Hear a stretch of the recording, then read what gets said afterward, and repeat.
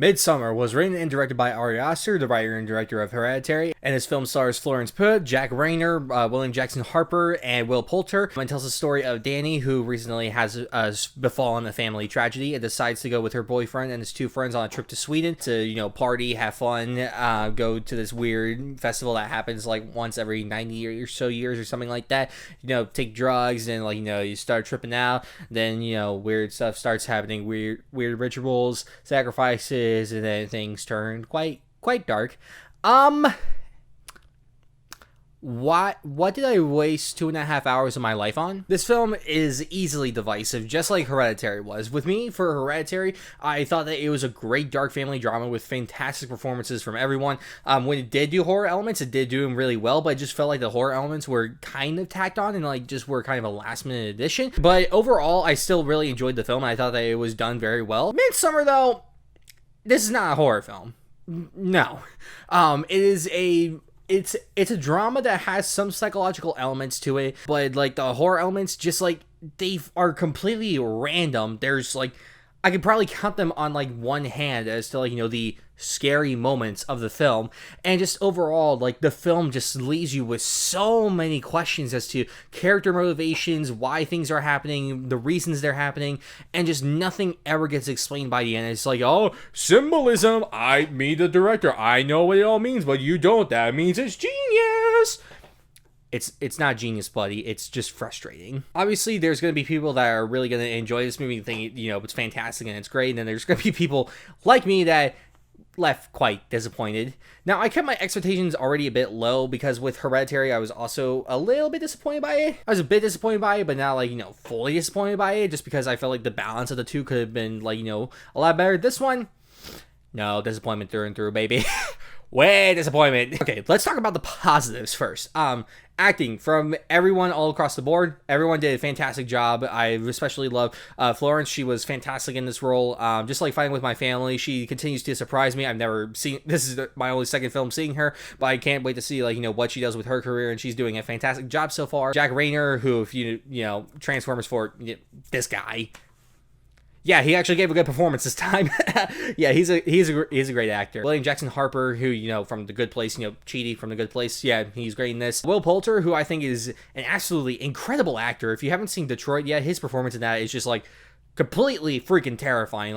Wow. And this one, he was more used as the comedic relief, but pretty funny when he was the comedic relief, though, I gotta say. Cinematography, this film is just gorgeous. This film is beautiful to look at, just from the landscapes to the way that everything is composed and framed.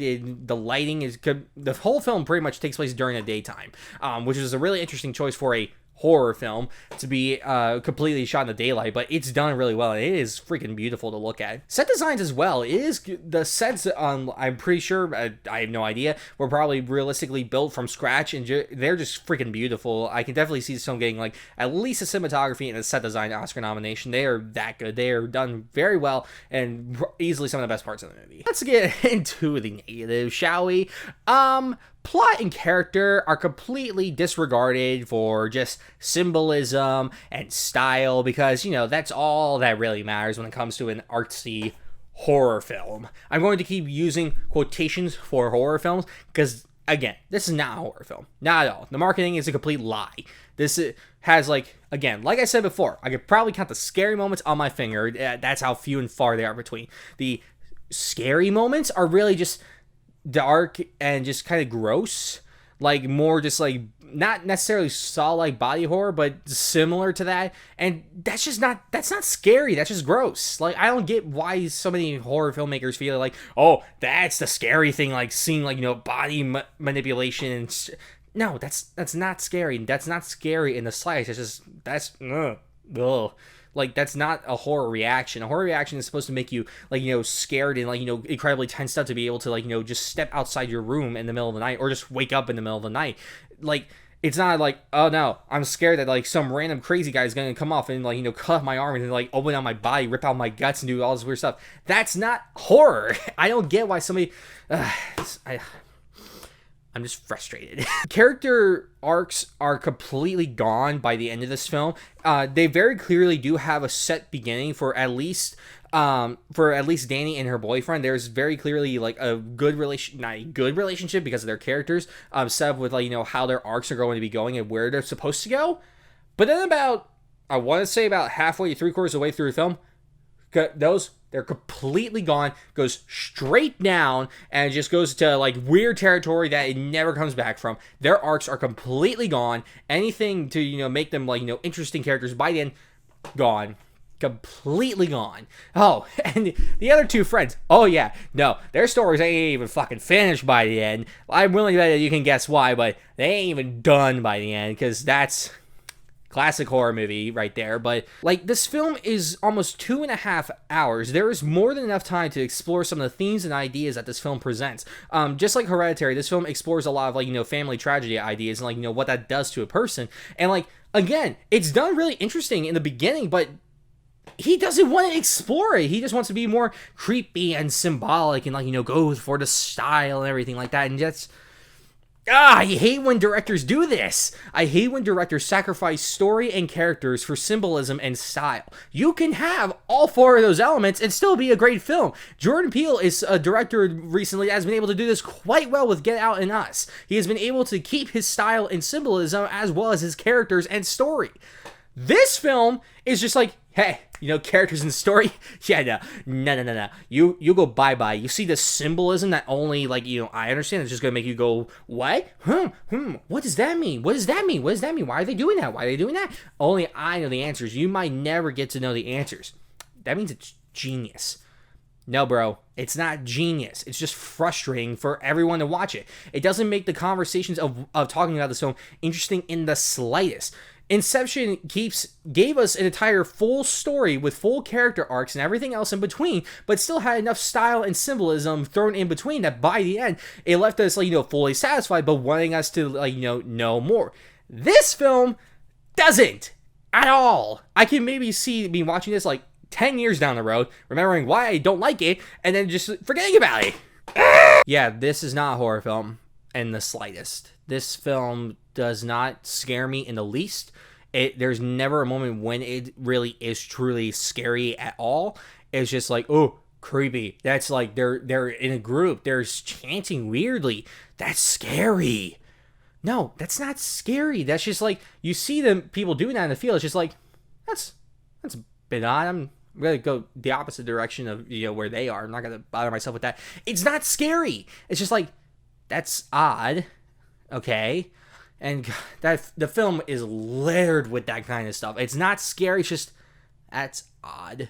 It feels like this film like had one rewrite, maybe 1.5, but it felt like that this is what Ari Aster wanted to make as his first major feature-length film, but obviously because of how weird and symbolic the whole thing is, he was obviously never going to get the finances for it. So he went with Hereditary as his first film, and because, that was a mild success in some terms, A24 was like, yo, you did a great job with that one. Here, we're going to give you distribution rights for whatever you want to do next. And he's like, oh, I know exactly what to do next. And, like, I'm making like, judgments of knowing absolutely nothing. I have no idea what the guy is like. I don't know anything about his personality or anything like that. I have nothing against him at all. Nothing against him at all. But just when it comes to, like, the craft of his filmmaking, I don't care for it. I want to like it. I wish I liked it. But for this film, I do not like it at all. This film needed more rewrites. This film needed to be, like, gone over much more, and, like, really think about it. It's like, okay, wait, can this really be a horror movie? And if it is, I need to focus more on that and figure out how I'm going to tie in the characters' stories and arcs into it, so that way it's a satisfying story by the end. No, it's not what happened at all. You know what? The thing called the long shot, where a camera just is done in place, or it's just like, it follows the character, like, in one completely, like, unbroken shot? That happens a lot in this film, and not in a good way. You know how Shyamalan loves to use that shot of just, people sitting there talking, and the camera's just there. It's just, there's no breaks in between. That happens a lot, boy. And boy, howdy, it's no better than when Shyamalan does it. I don't know why so many indie filmmakers or artsy filmmakers love to use that. It's like, okay, it's cool that you can, like, get people to memorize these long sections of shit, but again, people on Broadway do this daily. Like, it's not that impressive when you see it on film. When there's a lot of stuff happening, that's what makes it more impressive. The Daredevil hallway fight sequences, like, are really impressive because not only is it people, talking, but it's giant action sequences done to look like it's done in one shot. When people are just sitting and talking, it's just like, okay, you can memorize long passages, good for you, but how does that make it more interesting to hold it in one shot? There was one moment in the beginning when, like, the four guys are sitting, like, just talking, and then, like, his girlfriend shows up, and then, like, we only see, like, them in the mirror, and, like, the friends are, like, framed in a shot, like, here, and then in the background, there's the mirror, and that's where they are. This goes on for, like, about 2 or so minutes, and I'm just like, why is it shot like this? That is terrible. That's not good. This film is frustrating! So let's recap what we have learned from the mistakes of Midsommar today, shall we? We have learned that 2.5 hours is way too long for this film. This is not a horror film by any means necessary at all. It sacrifices all the interesting themes, ideas, and character arcs for I'm symbolic, I have a style, ooh! And we have learned that is not good to sacrifice all that stuff for style and symbolism. You should not do it. That is a bad thing, and like, don't do that.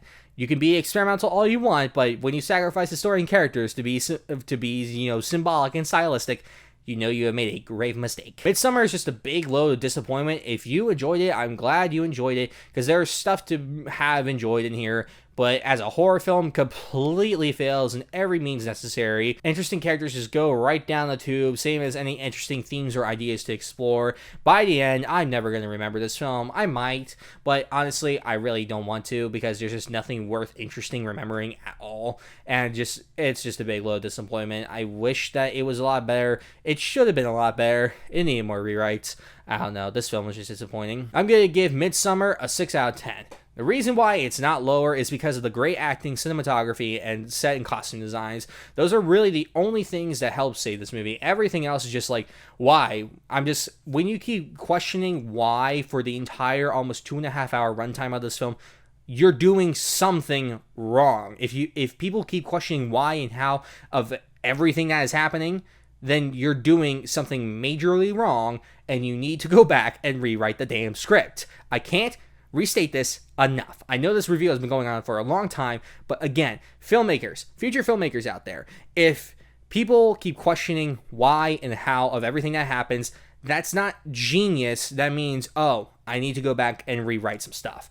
Because that just means that, like, it's not fully realized. The vision, the ideas, they aren't fully realized. And it's either that or you're just not expressing them correctly. And it's just like, you gotta rework it. You have to. Stop sacrificing characters and story for style and symbolism. For the love of God, stop doing that.